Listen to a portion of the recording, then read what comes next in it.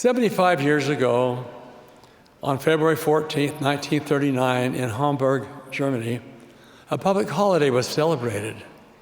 Amid fervent speeches, cheering throngs, and the playing of patriotic anthems, the new battleship Bismarck was put out to sea by the River Elbe. This, the most powerful vessel afloat, was a breathtaking spectacle of armor and machinery. Construction required more than 57,000 blueprints for the 380 millimeter triple turret, radar-controlled guns. The vessel featured 28,000 miles of electrical circuits. It weighed over 35,000 tons.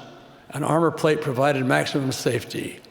Majestic in appearance, gigantic in size, awesome in firepower, the mighty Colossus was considered then unsinkable.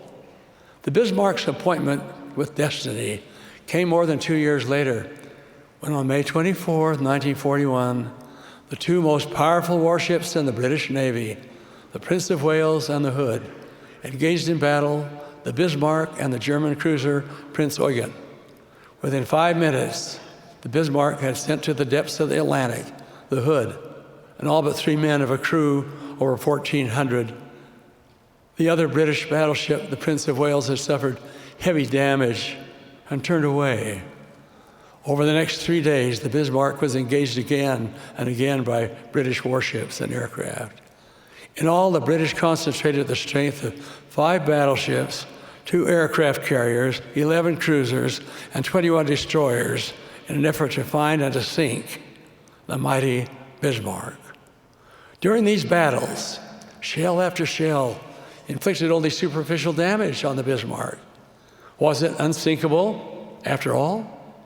Then a torpedo scored a lucky hit, which jammed the Bismarck's rudder. Repair efforts proved fruitless. With guns primed and the cruiser ready, the Bismarck could only steer a slow circle. Just beyond the reach was the powerful German Air Force. The Bismarck could not reach the safety of home port. Neither could provide the needed haven, for the Bismarck had lost the ability to steer a charted course. No rudder, no help, no port. The end drew near. British guns blazed as the German crew scuttled and sank the once seemingly indestructible vessel. The hungry waves of the Atlantic first lapped at the sides and then swallowed. The pride of the German Navy, the Bismarck, was no more. Like the Bismarck, each of us is a miracle of engineering. Our creation, however, was not limited by human genius.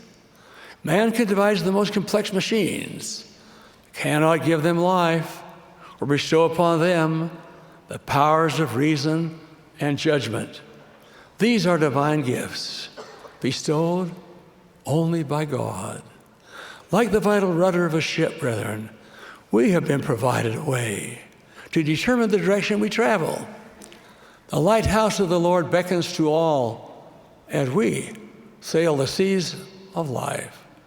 Our purpose is to steer an undeviating course forward toward our desired goal, even the celestial kingdom of God. A man without a purpose is like a ship without a rudder, never likely to reach home port.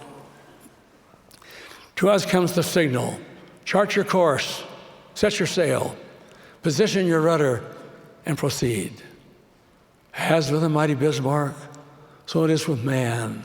The thrust of the turbines and the power of the propellers are useless without that sense of direction and harnessing of the energy, the directing of the power provided by the rudder, hidden from view, relatively small in size, but absolutely essential in function.